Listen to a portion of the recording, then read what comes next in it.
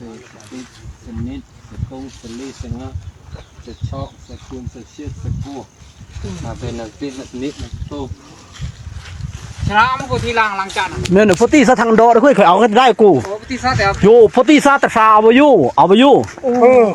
เคยโพแต่มันมดเนาะถึงบ่สอค่าอยู่กูรู้นี่เนาะเนี่ยเอาปลาเนาะกูข่าผมตันเคยโพเอาตัวเนิ่งจืดอยู่กู